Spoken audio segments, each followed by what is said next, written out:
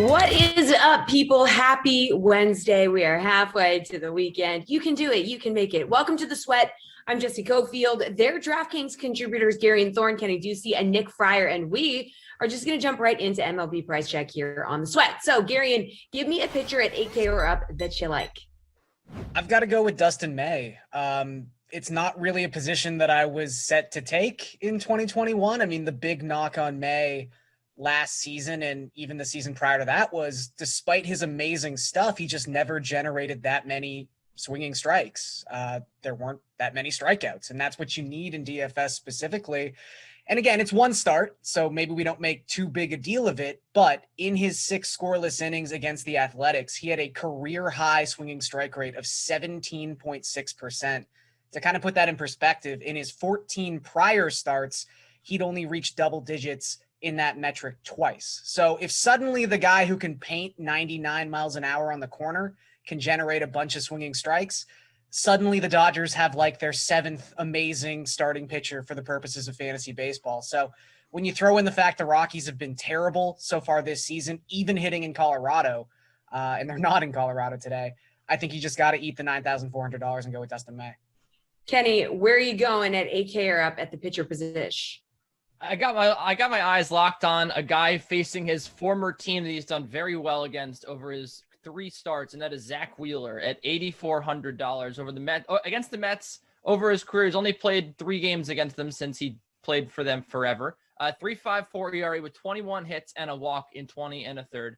He has a 13 strikeout to walk ratio against the New York Mets, which is the highest against any team in that he's had in his career. So his strikeouts have not been elite, but his strikeout to walk has been very good, which you'll certainly like. And the Mets, though, they have struck out a lot this year. They've also just failed to hit the ball. I mean, you saw yesterday in their 2 7-inning wins, or I guess they weren't really 7-inning wins. The first one wasn't anyway. Not much going on with this offense. Jeff McNeil, used to be their king of contact. He's not really hitting the ball well. Michael Conforto basically gives you a free strikeout every time he comes up.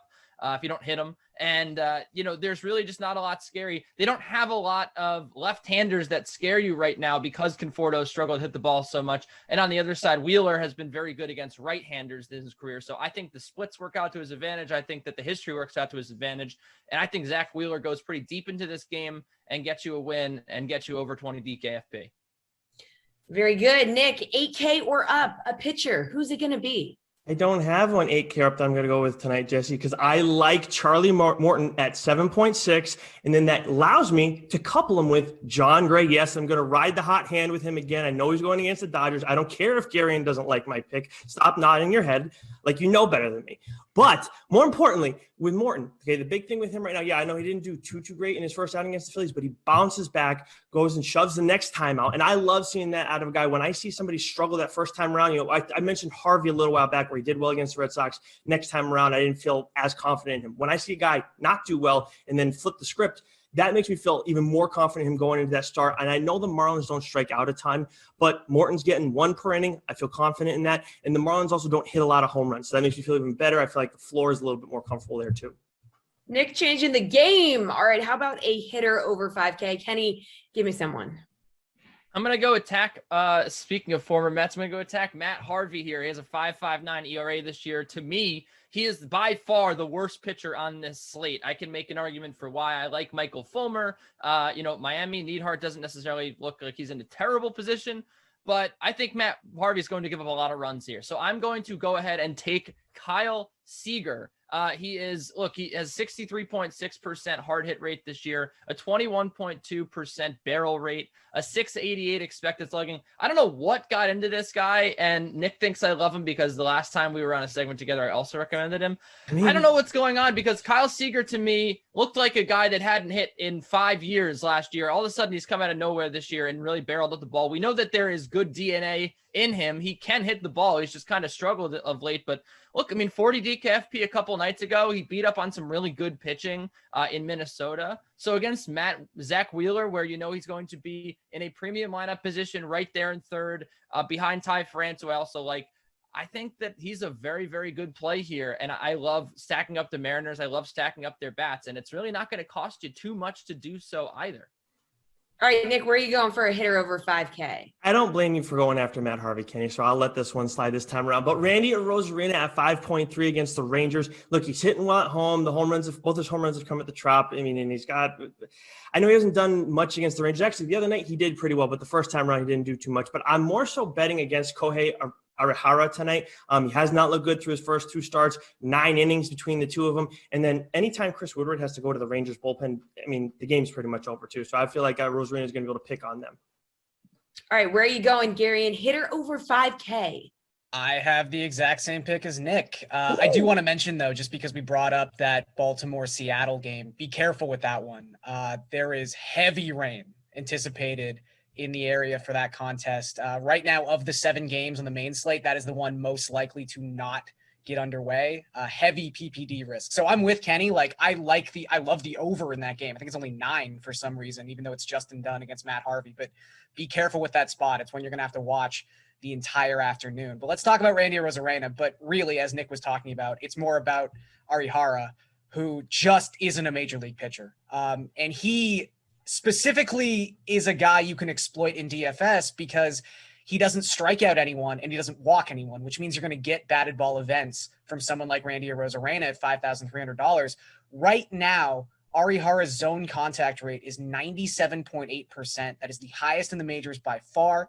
He's allowing an .833 slugging percentage to right-handed batters. It's only 30 right-handed batters, but still, he's been terrible so far this season. He can't get a swing and a miss, and I think Rosarina is in for a really good night.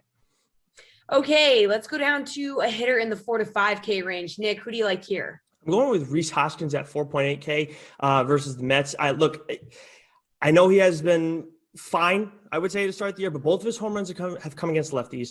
So and he's hitting well for average. All the numbers are there. David Peterson is lefty who did not do well his last time out. More importantly, look, I know 5 at-bats is not an accurate sample size whatsoever, but when somebody is absolutely dominating that matchup to start things off, I can't help but I got to pay attention to that. 4 for 5, 2 doubles, 2 home runs. First outing was 1 for 2 with a home run, then 3 for 3 the next time out. I don't think he's going to be a super popular play. I feel like this is a really good matchup that Hoskins is comfortable in, so I'm taking advantage of this one at 4.8. Okay, 4 to 5K range. Garion, who do you like? I'm going to go with Mitch Haniger. I know I just gave that PSA about you're going to be careful with this game, but if it does go off, you could have the nice advantage of people being scared away and not paying attention in the afternoon. So if this game happens, like Kenny was talking about, Matt Harvey is no one to be scared of at this point. And Haniger very quietly has just been his usual self pre-injury so far in 2021. He's leading off for the Mariners. He's at a very, very digestible price of just $4,000. And he's got a 170 WRC plus against right-handed pitching so far this season. And Harvey, if you go back to the start of 2019, is allowing more than 2.2 home runs per 9. So if this game gets going, I like attacking it heavy. And I think Haniger is the start of that. All right, Kenny, what do you want to do? Yeah, these guys stealing on my thunder here. I'm going to go with a little bit of a contrarian option here on the Tampa Bay Rays because I do want to attack Arihara, but I don't think anybody is going to be on my man. Brandon Lau at $4,600. Look, he hasn't been that one's going to be on the year. third best hitter on the Rays. Hey, third best hitter on the Rays, Gary. And have you seen what Brandon Lau has done this year? It's been really bad. He has not hit the ball at all. People in season-long leagues are dropping Brandon Lau because he hasn't hit the ball. So what people are wondering, I got a sneaky pick for you guys. Anymore. Hank Aaron. Really He's hitting player. 194 this year. People are going to be very bullish on the long-term outcome for Brandon Lau, but I'm not so sure people are going to be paying $4,600 for him tonight on this slate when he's hit 194 this year. But I'm telling you why he might be okay, because the splits work to his advantage here. He's been better against righties, and Arihara in the bottom 1% of whiff rate, bottom 1% of strikeout rate. That's been my concern with Lau. He's got 12 strikeouts in his last 10 games. And as long as he's putting the ball in play here, you're going to be in a good spot. So I think that it's I might think it's the best way to get a piece of this Tampa Bay Rays offense, if we're being honest, because I've just been waiting for this Brandon Lau breakout game all season long, really. And I think it's going to happen. The guy has 2 doubles all year and no homers. It's coming for Brandon Lau. I think it comes here tonight. I don't know what Gary, who's going to want to roster a guy that has He's going to have a 35% ownership tonight. 35%. I don't All right, think market 35% ownership. We'll see. All right, value back, Garion. Let's attack the Phillies. I think anytime you get the Phillies against a left-hander, especially a left-hander of the quality, quote unquote, of David Peterson, you're going to want to try to take advantage of that. This is a very similar lineup to the one they had last season, and that lineup crushed lefties. They were top 5 in isolated power. And, obviously like Rhys Hoskins, as Nick talked about, is a big part of that. You've got guys like, Bryce Harper in the middle, JT Realmuto, who are super expensive, but you've also got nice value options like Andrew McCutchen leading off for 3-7, like Gene Segura, who, if you go back to 2017 over the span of 500 plate appearances, is hitting above 300 with a 122 WRC plus against lefties. He's only $3,700. So there are ways to get cheap elements of this Phillies stack, and it's a stack I really like in general on Wednesday. Okay, Kenny, where are you going to go for a value bat on today's slate? I'm going to go back to the Mariners here. I'm going to go back to my man Ty France at $4,200. Matt Harvey, we talked about the struggles for him. The average exit velocity of 91.7 and next to no whiff rate here. So there's going to be a lot of balls put back in play. And when you talk about balls being put back in play, Ty France is your man. He makes a lot of contact. He's .333 against righties this year, a .389 xWOBA, which is in the 73rd percentile. He has 4 hits in his last 4 games, and he's going to be pretty locked into that 2 spot in a very good lineup, in a very attractive lineup for Seattle. And he's just $4,200. To me, he should be a little bit more expensive. He's been arguably like their second best hitter. And I just think that he's going to absolutely pay dividends for you if you decide to pay the $4,200. I think he's way too cheap on this slate. And he's just he's a born hitter, man. He's just really looked really good this year. And right on right seems to be where you want to attack with Ty France. And even when he doesn't have a good night, if he faced a lefty last night, doesn't play well against lefties, he still had a walk and a run. He still got you something. So I think that the floor here is pretty high for Ty France in a lineup that's going to score a lot of runs. All right, Nick, hit me with some value. All right. I know Lance McCullers is going to scare a lot of people away, but I cannot ignore that Wilson Ramos has 6 home runs to start the year. I swear every year the Tigers have somebody who's going off in the first month of the season, ever since Chris Shelton did it. And of course, after that, you don't trust the Tigers whatsoever. But I like Wilson Ramos. I like Akil Baddoo too at 3.6 and 3.3 K. So I'm trusting, I'm riding the hot hand with Wilson Ramos. We got a little value, right? We're going to need to go and take a little bit of a gamble. And also the Astros bullpen really hasn't been that good to start the year either. So in all of Ramos's home runs, I've totally overlooking this, all of his home runs are against righties right now. 4 of the top relievers for the Astros are righties. McCullers is a righty too, so I feel comfortable with that. Baddoo, I know he had a couple games where he was off, but then last 2 games he's been on. So you can't go wrong either way. I know Baddoo's got a little more name recognition right now, but Ramos, I think, is a safe play, especially at the catcher position. All right, good stuff, guys. Let's move on to the DK Sportsbook. Okay, so favorite bet on the DK Sportsbook. Kenny, what's it going to be?